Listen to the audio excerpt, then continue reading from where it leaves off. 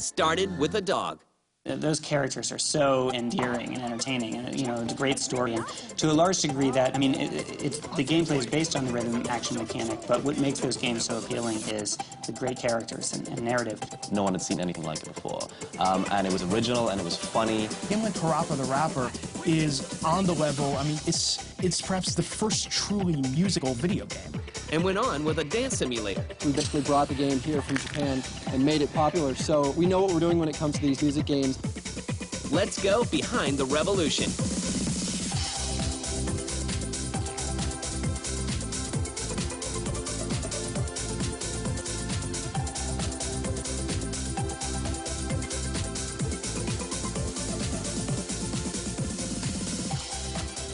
The personality of the game is just happiness. So the world is full of all these, passionate air guitarists who, would love to be able to make music and really just have no way to do that. I was really proud to work on something that people like so much. Even if it didn't succeed financially as much as we would have liked, I think critically people really, really appreciated it. This game is insane. The people who play it are insane, and watching someone play it is insane. And explored the rhythm of music games.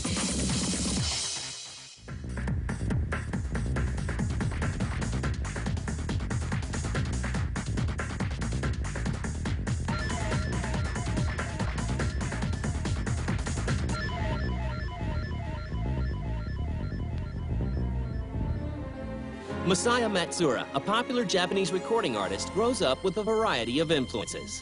I was addicted with listening to... When I was in junior high, I always listened to Led Zeppelin. And in high school, I listened to contemporary jazz, punk, and progressive rock. So my tastes were very mixed, from different generations like the 60s and 70s to European, American, and Japanese music. Basically, I started my music career in 1984 by having my own band. I was signed with Sony Music. Masaya takes advantage of the available technology to enhance his sound and has an idea. So back then, I always felt frustrated with using ready-made software. Usually I'd have to use composing sequence software to make the music, but they weren't good enough to achieve my goals. So I felt the need to create new software to compose my own music.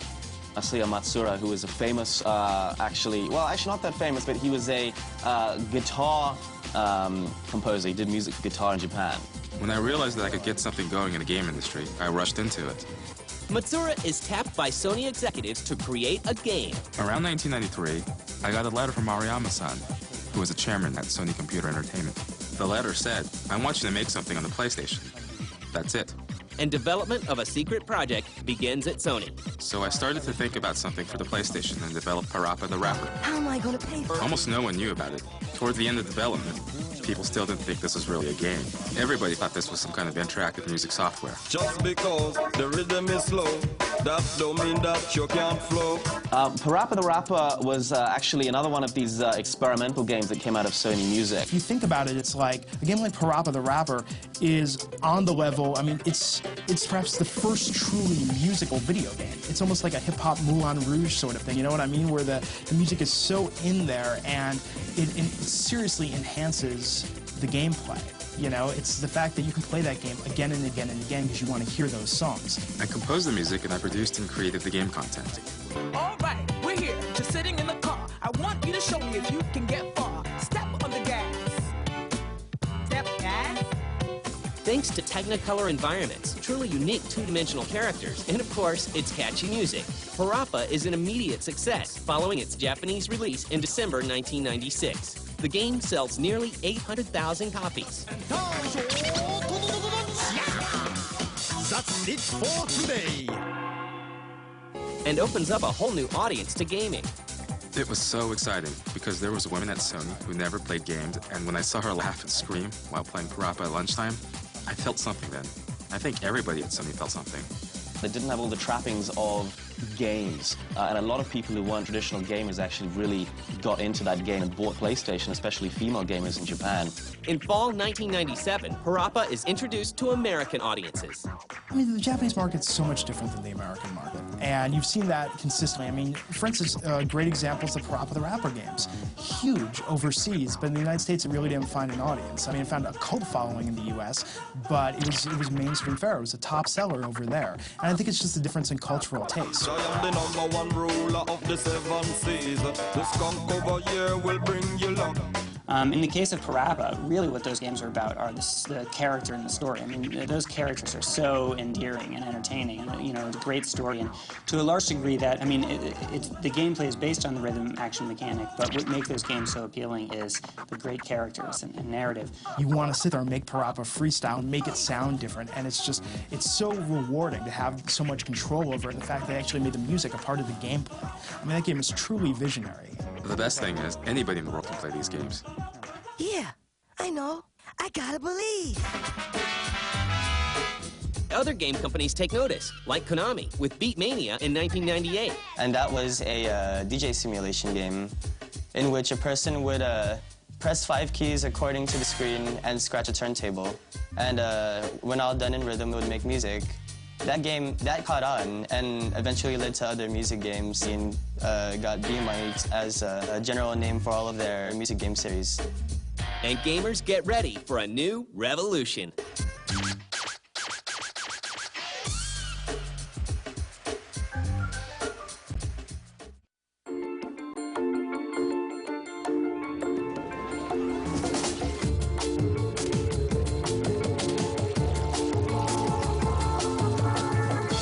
In 1998, Konami takes the arcade success of Beat Mania and starts a revolution.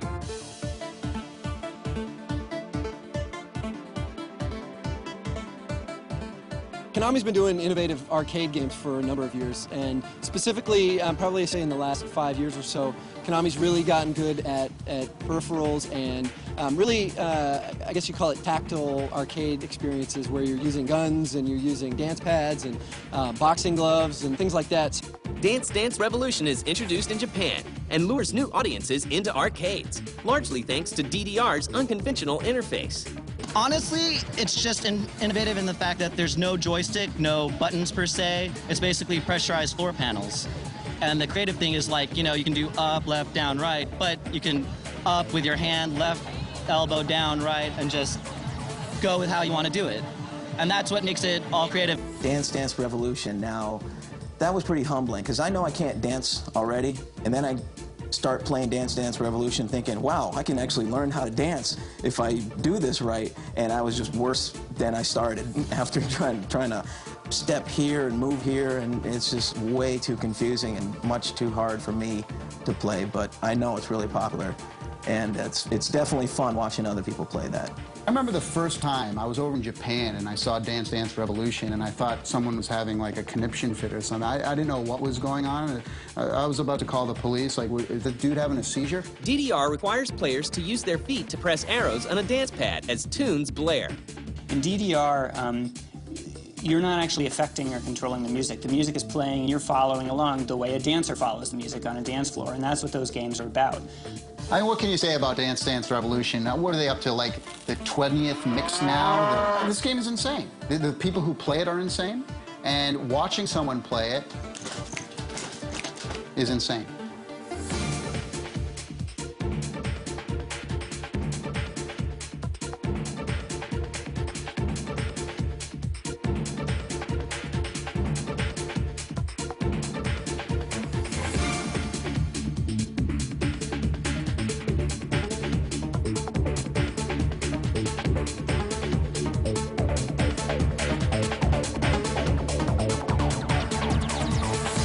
After the success of Dance Dance Revolution in Japan, Konami decides to bring the phenomenon to the U.S. market in March of 1998.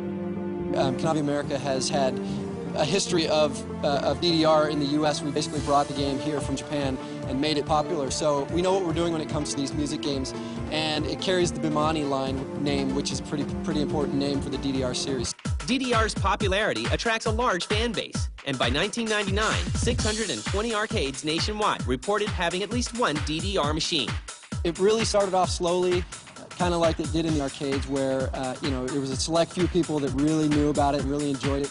And then pretty soon people realized that this is crossing over into real life, and people know how to dance, and they don't have to be video game fans to do that. When you show people that are outside of the video game world something like this, it really seems to grow fairly quickly. And DDR becomes a spectator sport. I was a fan of console gaming at home, and so so I had a little bit of a taste of of the arcade, but never anything to the extent of rhythm games. And so I'm at an arcade one day with my friends, which happens to be at Disneyland, and my friends are like, wow, James, you should really give this a shot. And so I go up, I kind of have an idea of the first song, and then the second song I totally bomb it. And by this time, there's probably 15, 20 people watching. But, you know, I kind of got a rush. It's like, I get a rush, like, you know, having fun. And also, I told myself, like, when I got off the machine, I was like, this is something I could get used to. I've been playing this game probably for about a year and a half. I started playing when I actually saw people dance on the machine, and then I was all about it. You know, I thought, oh, you know, everyone looks stupid playing this, and now I'm like, oh my God, moves! You know, what are you doing? What are you doing? And for some, DDR is more than just a game. And actually, this game for me came about because I got in a car accident, and after a little bit of a while, they said, you need to start getting to rehabilitative aerobic activity, and I remember this game, and that's how it came to be. That's one good video arcade game that kids can exert their energy and, you know, actually getting some what do you call that, cardio exercise and stuff, you know. I've known people who've lost weight. There's one guy here where he used to be 450 pounds. He went down to about 290. So it is. So what can you say? Jenny Craig ain't got nothing on this. In 1999, the revolution breaks out of arcades and into homes with Dreamcast and PlayStation versions. Dance Dance really kind of came out of the arcades. A product manager here at Konami of America named Jason Enos recognized the phenomenon of Dance Dance Revolution, not just in Japan, but also growing in arcades here in the U.S. And they decided that it might make sense to try bringing the game to the home consoles. Right now, Dance Dance Revolution, at least for PlayStation 2, we know, has been a very successful game for us. Building on the success of Beat Mania and Dance Dance Revolution, Konami releases more arcade games in their Bemani series. The Bemani series consists of several different instrument simulations, such as Keyboard Mania, which is a piano, Guitar Freaks for guitar, Drum Mania, Beat Mania for turntables and rhythm boxes. In 1999, Sega quickly follows with Space Channel 5. Space Channel 5 was very sexy. I mean, it was a great lead character that you really felt a lot of emotion to. You know, kind of a neat story there. It was very stylized. You know, we had some really great artists working on it, and I kind of took a lot of stylistic risks. And we wanted it to be a music game, which we were really much in tune with, but at the same time be really turned on by the atmosphere of it. I mean, it was a very sexually charged game, I think, very stylistically charged game. I don't really know what happened. I don't know why it didn't sell as well as it should have. I think it was probably marketed enough in Japan correctly. I just think we were maybe appealing to a demographic that didn't exist enough yet. Samba de Amigo! And the highly original maraca-shaking game, Samba de Amigo, for the Dreamcast. The personality of the game is just happiness, right? If you had to put one word, and you would describe Samba de Amigo as overjoyed, happy. And the barrier to entry in that game with the maracas, especially at the maracas, the music that goes with it, and the silly monkey, you know, that wears a sombrero is just brilliant. You know, that game just speaks to what interactivity is all about.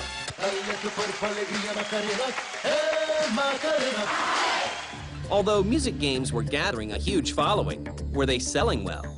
The product wasn't extremely commercially successful, and I think, you know, there are a number of possible explanations for this. Nice try, but maybe you should practice a little more.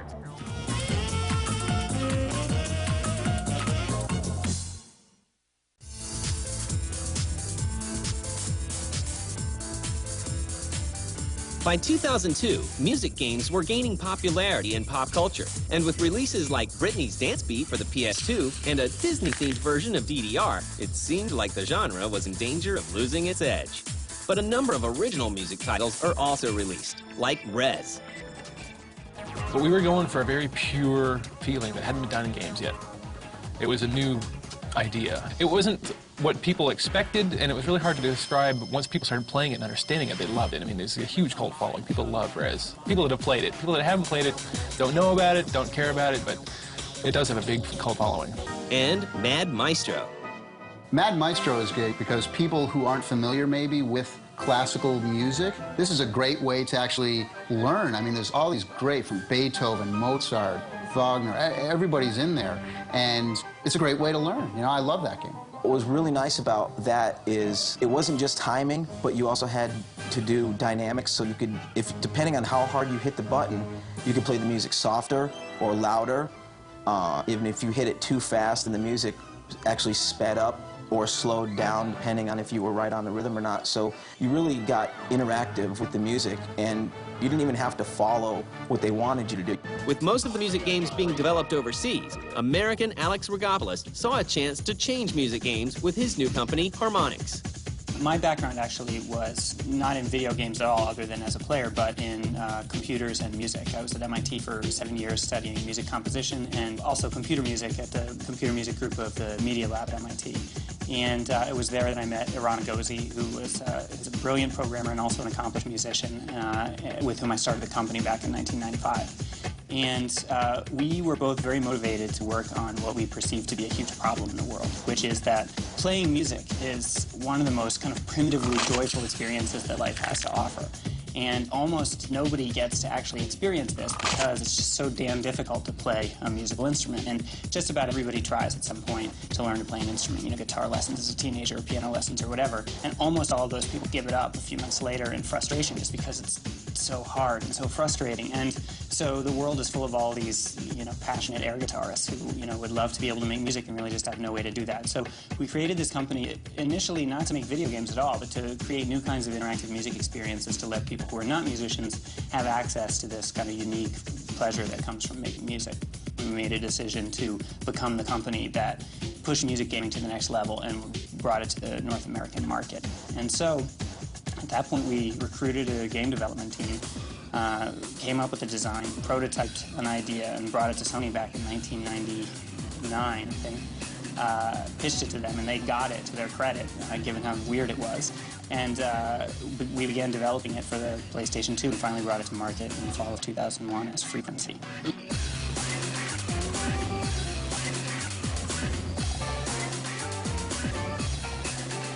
In terms of critical acclaim, the product couldn't have done much better. We won, you know, frothing at the mouth, positive reviews. We won a ton of awards, including a British Academy Award. And anyone who actually tried and bought the game loved it. We have a mountain of fan mail for people who, you know, picked it up, you know, more than a year ago and who are still playing it to this day. The product wasn't extremely commercially successful, and I think, you know, there are a number of possible explanations for this. One is that a lot of people never really even gave it a try. The game is sufficiently unusual looking that I think if you just glance at a screenshot, it's very easy to not really recognize what it is and just say, oh, that's weird, and kind of flip the page and move on to the next thing. The next thing for Harmonix was the highly addictive sequel to Frequency, Amplitude.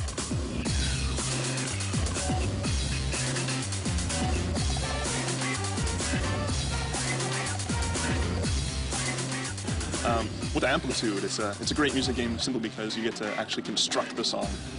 They have the drum phrases separated from the lyrical phrases, from the bass phrases, and you just go through and string everything together. It's this really great game for those enthusiasts that love to really get into the song, like where they actually listen to the lyrics and they listen to the guitar riffs. With Amplitude, we really wanted to, I mean, there's still a healthy dose of electronica in the game, but we also really wanted to open up the appeal of the music to a much broader audience. So there's also a lot of rock and hip-hop from a really pretty stunning roster of mainstream bands in the game. After trying rock and roll with Jammer Lammy, Masaya Matsuura returns with the dog that started it all. I started work on Parappa the Rapper in '93, and it was finally released at the end of '96. We spent more than 2.5 years on it, so I got tired of listening to hip-hop. I wanted something different, so in Jammer Lammy, we used rock music. It's based on a guitar-playing game. We tried new things on it, like having real-time guitar effects by using the analog stick as a whammy pedal effect. And after that, we moved on to Parappa 2 for the PlayStation. Namco takes the wildly successful arcade experience of Taiko no Tatsujin and rushes it into Japanese homes in 2002 with a portable drum peripheral. And with the release of Donkey Konga from Nintendo, it seems that music games will continue to innovate and entertain. We were very inspired by the Japanese music games, because I think just that core rhythm action mechanic is extremely addictive and really, I think, authentically emulates the buzz of playing live music. I think music games are here to stay. I think they have maybe yet to reach their true place in the world of entertainment media. Music is an important ingredient for various kinds of media. So now, more developers are aware of the role music plays. Still, many developers don't care about sound, even though sound is one of the most important elements in the game. Soon, though, everybody will realize the importance of sound.